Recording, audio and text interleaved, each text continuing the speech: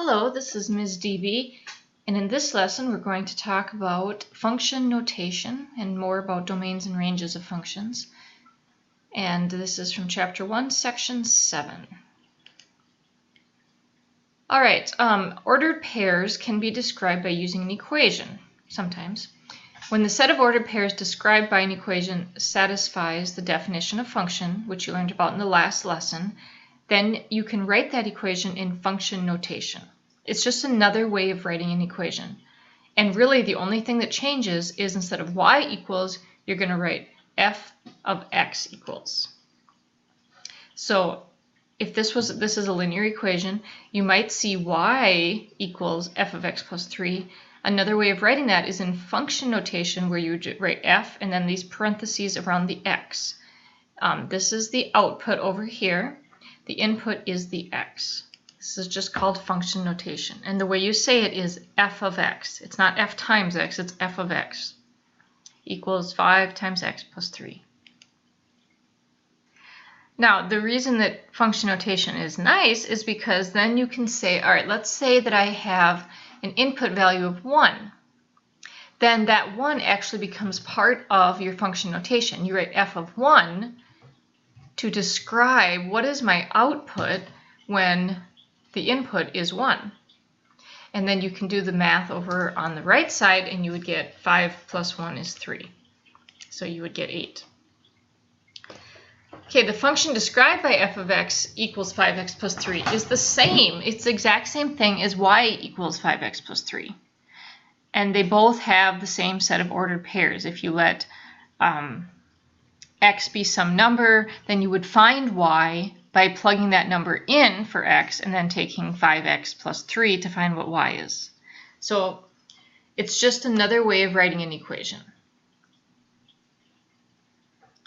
So y equals f of x.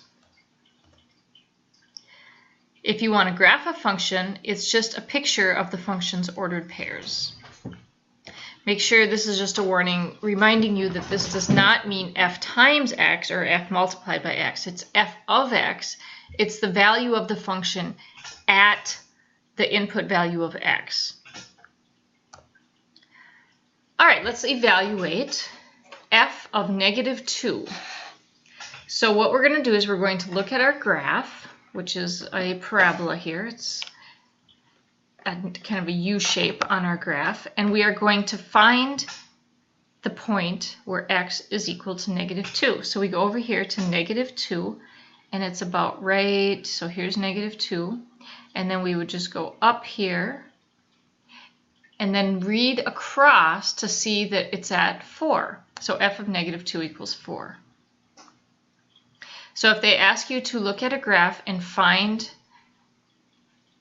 evaluate an input value, let's say, what about negative 3?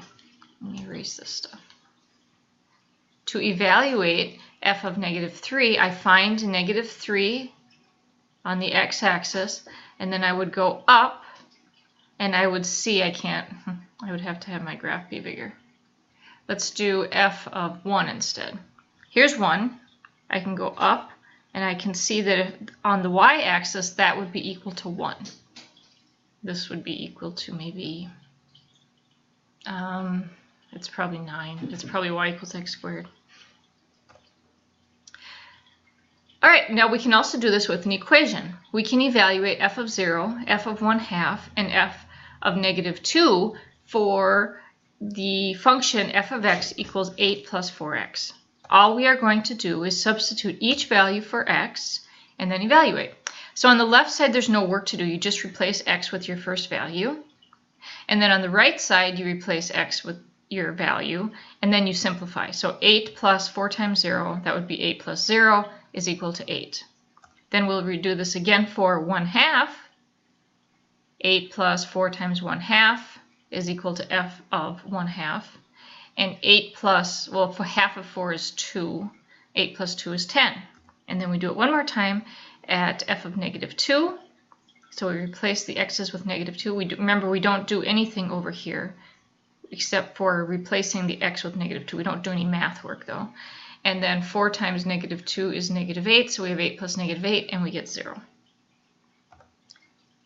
Here's another example of a graph, and on this one we're going to again evaluate at f of 0, f of 1/2, and f of -2.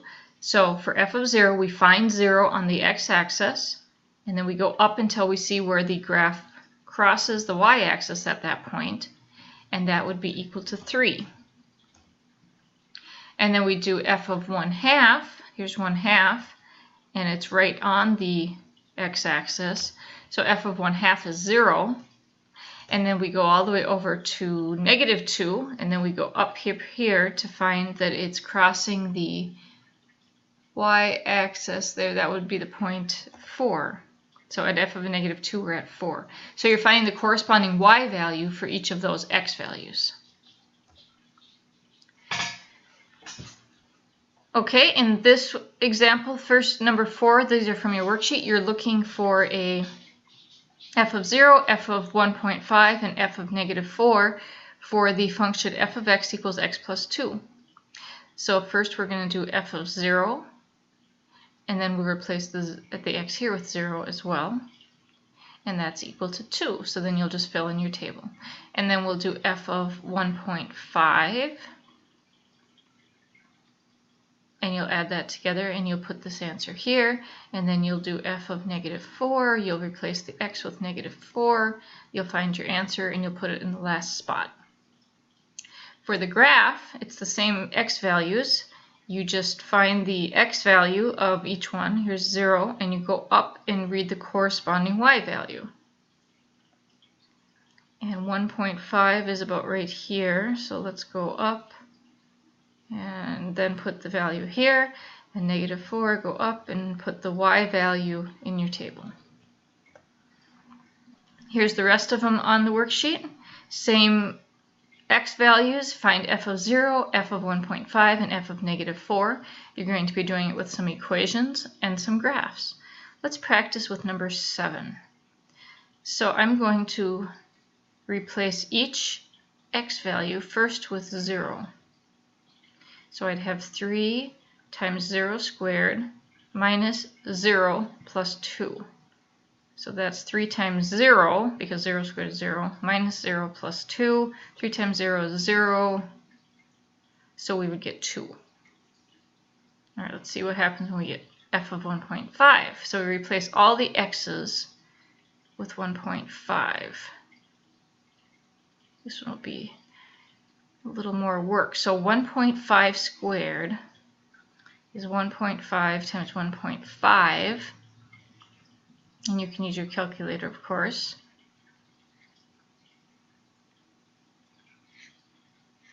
Yeah, it's not going to let me draw my line.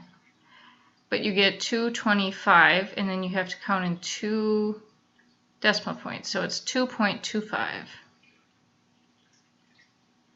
minus 1.5 plus 2. And then remember your order of operations. You're going to multiply 3 times 2.25. And then you'll subtract 1.5, and then you'll add 2, and you'll get your last value. Let's start the last one. F of -4 equals 3 times -4 squared minus a -4, 2 negatives there, plus 2. So be careful of that one. So this is going to be 3 times -4 squared. That's -4 times -4. That's positive 16. And a minus a -4 actually is plus 4. So be careful with your negatives on this problem. And then 3 times 16 is 48, plus 4 plus 2, 52, 54, I believe. Double check the math on that one. And then you'll put your answer in the table. And the 8 and 9, you're just going to look at the x value, go up, find the corresponding y value, put that value on your table. Talk a little bit about independent and dependent variables. The output is the dependent variable. So y, or f of x, is the dependent variable because it depends on what you put in. X is the independent variable because generally you get to pick what you want x to be. When a function is graphed, the independent variable is the horizontal, the x-axis, and the dependent is graphed on the vertical, or y-axis. In this example, we have d of t equals 65 times t. The independent variable is t, might be time, and the dependent variable is d of t, and that would go along the vertical axis. So independent along the horizontal, dependent along the vertical. This is a review of domain and range. The domain of a function, remember, is the possible x values you can use. Sometimes the domain is all real numbers. So if you can use any value of x, then what you write for the domain is all real numbers. Sometimes, like in this example here, the domain is the x values start at 0 and then they increase from there. So in this one, the domain would be x greater than or equal to 0, you could say. Or you could say x is all positive numbers, because there is no negative numbers on this graph. In this graph here, the domain is shown. We see that this graph is going to continue in both directions. The domain can be all real numbers. And that's what you can write for domain. So you write, if they ask you to write the domain, you can actually write domain is all real numbers. Now the range is, if you let x be all real numbers, what kind of values do you get for y? Let's see, can y ever be negative? Yeah, down here it's negative. Is this the lowest point y will ever be?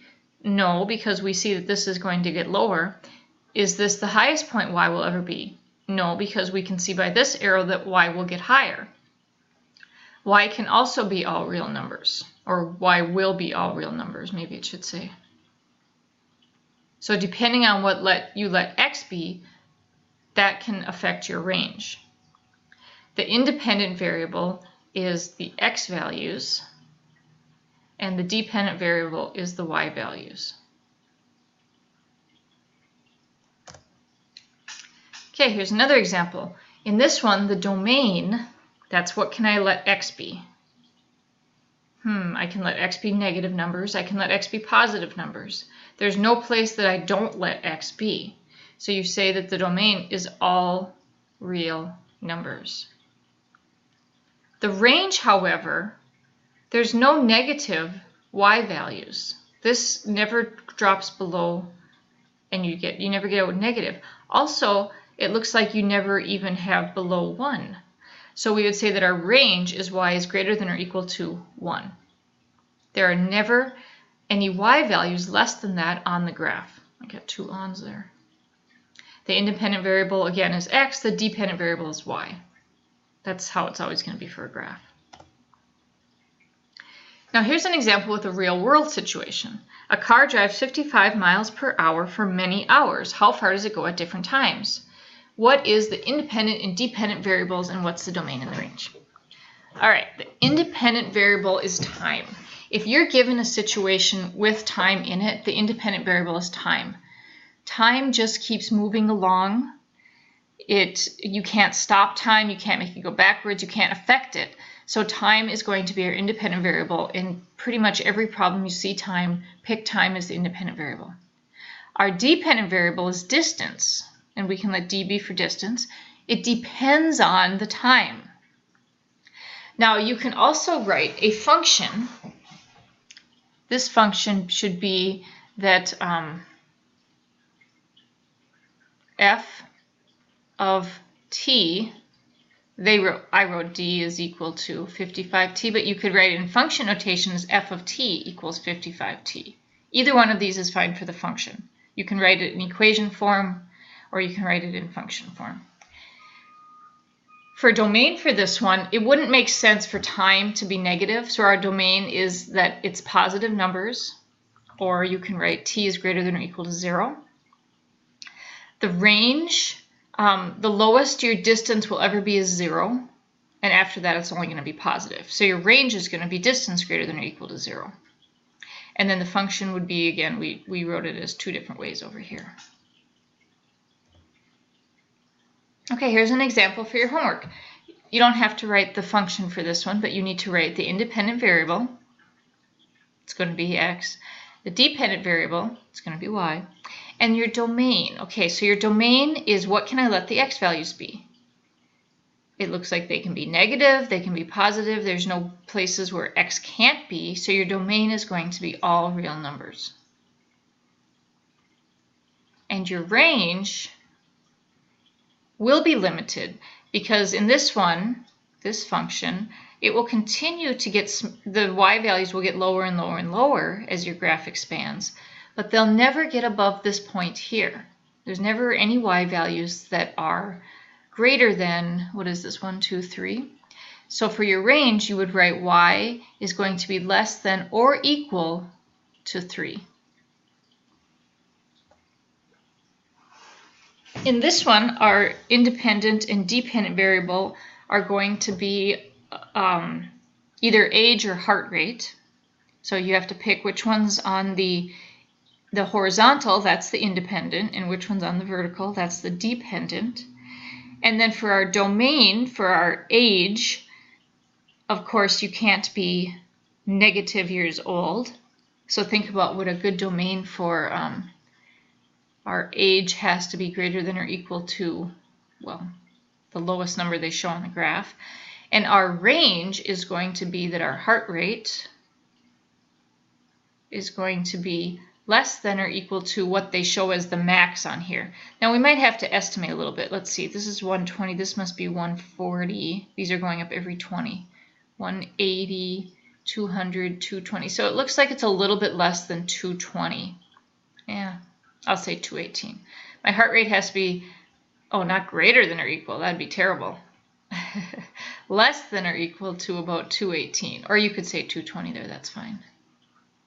Now your function is what would be an equation that would represent this line. Well, this looks pretty linear to me. Y equals mx plus b, back from algebra, where m is the slope and b is the y-intercept. We already determined that our y-intercept would be 218 because that's the point where it crosses the y-axis. All we need to do is figure out what our slope is, and then we can have our equation. All right, this looks, there's points on here, and I don't know if any of them are nice points, but I will figure out the coordinates of these points and then find the slope. I'm going to call this point 40 and 180, and this point is 20 and 200.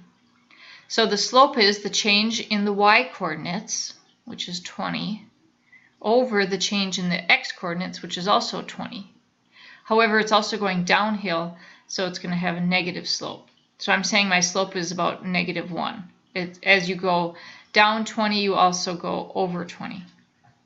So y equals -1x plus 218. Now I would accept that as a correct answer, but you may want to write this in function notation, and we might want to use age, a, for our x variable, and let's use h for our heart rate. So another way to write this would be h equals -1 times a plus 218. Or in function notation, this would be f of a equals -1a plus 218. All right, so we wrote our function there, and we found the independent and dependent variables and the domain and range. There's some more examples. Let's see what would be tricky here. The number of boxes B of kitchen tile that must be purchased to cover a floor with an area of A square feet if each box covers 10 square feet. So we're talking about boxes and area. Does the area of the floor depend on how many boxes you have, or does how many boxes you need depend on the area? The second one. How many, because your area of your floor is already built. How many boxes depends on A. So B depends on A. So that means that the independent variable, where is my, oh here, is the area of the floor. And the dependent variable is boxes. So what would be your domain for your independent variable, your area of your floor? Well, it's got to be greater than 0, right? I guess I'll just say area has to be greater than 0. I'm not even going to say greater than or equal to 0 because you're not going to do this if your area is 0. And the range is boxes. Well, you have to have a positive number of boxes. You probably also have to have an integer. Well, it would be a whole number or an integer. Whole number, whoops, greater than or equal to 1, you could say, or you could say greater than 0, because you have to buy at least one box to do this. Or you could say it's 1, 2, 3, 4, etc., and put the brackets around it, because you can't buy partial boxes. So it's really not going to be just any number greater than 1. It's going to be only integers or whole numbers, or you can write it like that. Now the function is, we want to figure out how many boxes do we need depending on the floor. So let's say that the area of our floor is 10 square feet. If our area was 10, we'd only need one box because each box covers 10 square feet, so we'd have just enough. So what did I do to the area to find the number of boxes? Let's say that our area was 20 square feet. How many boxes would you need? You'd need 2, because 20 divided by 10 is equal to 2. So you take the area and divide it by how many square feet each box covers, and that would be our equation. So you could leave it like this, b equals a over 10, or you can write in function notation, which would be the function of the area equals area divided by 10. And then you replace a, the area, with what you get for your area. Okay, the number of horseshoes needed to shoe H horses. The number of shoes depends on the horses, right? Your horses are the independent variable. And the shoes, so you have so many horses, that doesn't depend on how many shoes you have. The horses are there. And you would need 4 shoes for each horse. So figure out what you would write for a reasonable domain and range, and for a function. Something is going to equal 4 times something. Oh, that's the same. And then we'll do part 2 on the next video, because that's a separate assignment, because we'll be using Sketchpad to graph some functions. All right, have a great day, and let me know if you have any questions.